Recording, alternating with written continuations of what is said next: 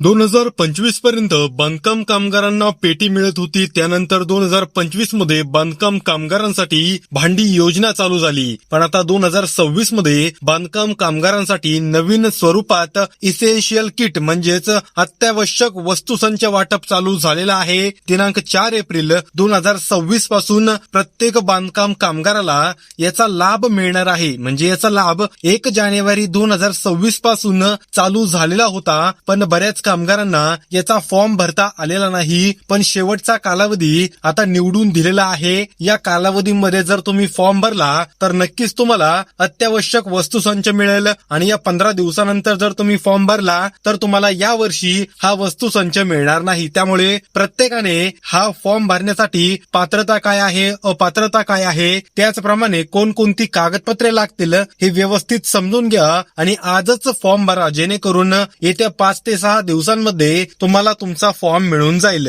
तर कुठलाही जास्त वेळ न घालवता आपण सर्वात अगोदर शासन GR पाहून घेऊया. नक्की या GR मध्ये त्यांना काय सांगायचंय. आता याचा विषय आहे बांधकाम कामगारांसाठी अत्यावश्यक वस्तुसंच म्हणजेच इसेन्शियल किट वाटप अर्ज करण्यासाठी शेवटचे 15 दिवस शिल्लक राहिलेले आहेत. त्यामुळे प्रत्येकाने अर्ज करून घ्या, जेणेकरून कुठल्याही प्रकारची अडचण त्यांना येणार नाही. आता सर्वप्रथम प्रस्तावना काय आहे ते पाहून घेऊया. राज्यातील नोंदणीकृत बांधकाम कामगारांच्या सामाजिक व आर्थिक सुरक्षेसाठी महाराष्ट्र शासन विविध कल्याणकारी योजना राबवत आहे. सध्या वाढती महागाई, जीवनावश्यक वस्तूंची किमतीत झालेली वाढ आणि कामगारांच्या दैनंदिन गरजा लक्षात घेता त्यांना थेट मदत मिळावी यासाठी अत्यावश्यक वस्तुसंच म्हणजेच इसेन्शियल किट याचा वाटप सुरू करण्यात आला होता. पण तो काही कारणानिमित्त सध्या बंद होता आणि आता शेवटचे 15 दिवस पुन्हा चालू होणार आहे. प्रत्येकाने फॉर्म भरायचा आहे. या योजनेअंतर्गत पात्र कामगारांना मोफत किंवा अनुदानित दरात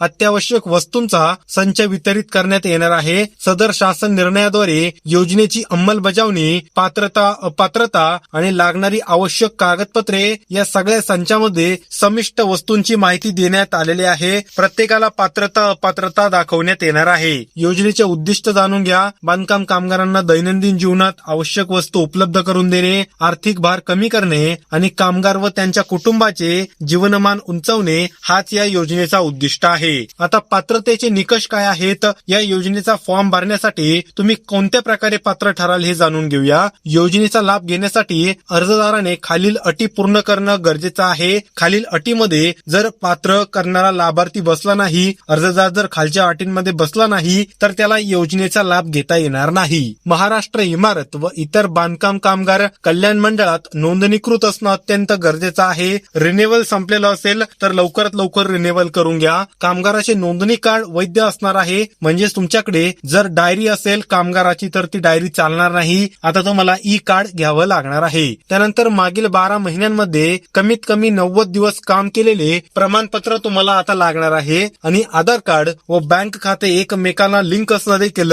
पात्र ठरलं जाणार आहे. जर ते नसेल तर तुम्ही योजनेत अपात्र ठराल. खालील बाबींमध्ये अर्जदार अपात्र राहील. आता हा अपात्रतेचा निकष आहे, व्यवस्थित समजून घ्या. नोंदणी नसलेले किंवा नोंदणी कालबाह्य असलेले कामगार, याचा अर्थ असा होतो ज्यांचे रिन्युअल संपलेलं आहे किंवा त्यांचं कार्डच बंद झालेलं आहे, असे कामगारांना फॉर्म भरता येणार नाही. शासनाच्या इतर समांतर योजनेतून समान लाभ घेतलेला असलेस तर, म्हणजेच कामगारांनी त्यांनी दुसरा कुठलाही शासकीय लाभ घेतलेला असेल जसा तुम्हाला या ठिकाणी दिला जातोय. म्हणजे ही जी इसेन्शियल किट आहे याप्रमाणे जर दुसरीकडे लाभ दिला जात असेल तर इथे तुम्हाला मिळणार नाही. त्यानंतर जर सदर अर्जदार चुकीची माहिती किंवा कागदपत्र सादर केले त्याने तरी देखील तो या ठिकाणी अपात्र ठरणार आहे. सरकारी कर्मचारी किंवा नियमित उत्पन्न असलेले व्यक्ती देखील या योजनेसाठी अपात्र ठरणार आहेत. आता पुढील मुद्दा आहे तो म्हणजे योजनेसाठी लागणारे आवश्यक कागदपत्र काय आहेत. अर्जदाराकडे खाली दिलेले कागदपत्र असायला पाहिजे. जर त्याच्याकडे खालील कागदपत्र नसतील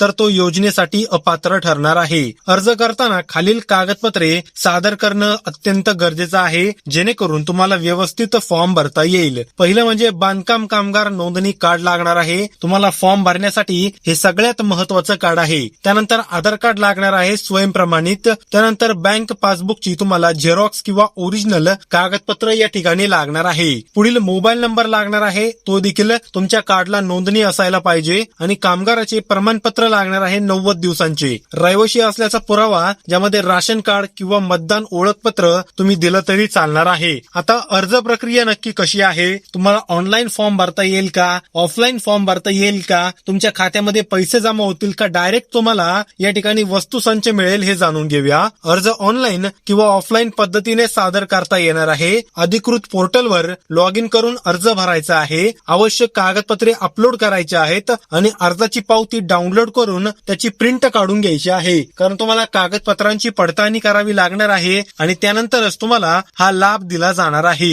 ही सगळी प्रोसेस प्रत्येक बांधकाम कामगाराला करायची आहे. जर त्याने ही प्रोसेस केली नाही तर त्याला योजनेअंतर्गत लाभ दिला जाणार नाही. आता कामगारांसाठी महत्वाची सूचना आहे, या योजनेसाठी अर्ज करण्याची शेवटची तारीख पुढील 15 दिवसांमध्ये आहे. म्हणजे लवकरच हा अर्ज म्हणजे ही योजना बंद होणार नाही, पण अर्ज घेणं काही दिवसांसाठी बंद होणार आहे. अर्ज परत किती दिवसांनी चालू होतील हे सांगता येणार नाही. त्यामुळे प्रत्येकाने लगेच या योजनेसाठी अर्ज भरा, जेणेकरून त्यांना योजनेचा लाभ घेता येईल.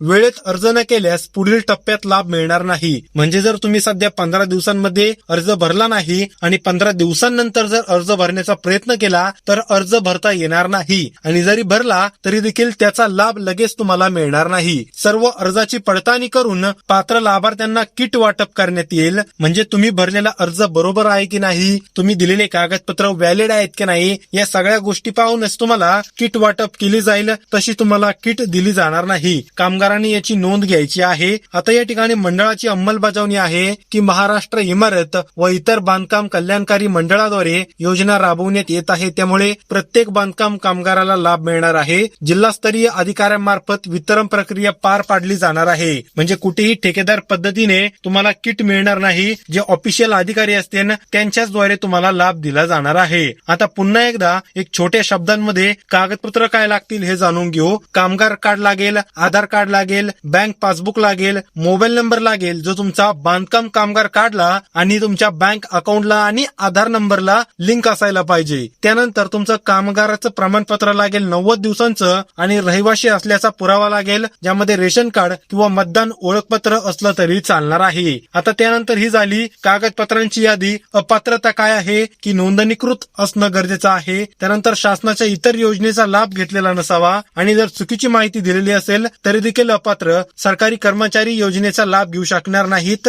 ही या सगळ्याची अपात्रता आहे. आता अपात्रता पाहून झाल्यानंतर पात्रता पाहू की महाराष्ट्र बांधकाम कामगार कल्याण मंडळाचा नोंदणीकृत कामगार, त्यानंतर नोंदणी कार्ड वैध आहे, रिन्युअल चालू आहे आणि मागील 12 महिन्यांमध्ये कमीत कमी 90 दिवस आणि जास्तीत जास्त 120 दिवसांपेक्षा काम केलेलं आहे. तर एवढंच तुम्हाला सांगायचं होतं. या व्यतिरिक्त काही प्रश्न असतील तर कमेंट बॉक्समध्ये विचारा. भेटूया पुढील व्हिडिओमध्ये. तोपर्यंत धन्यवाद.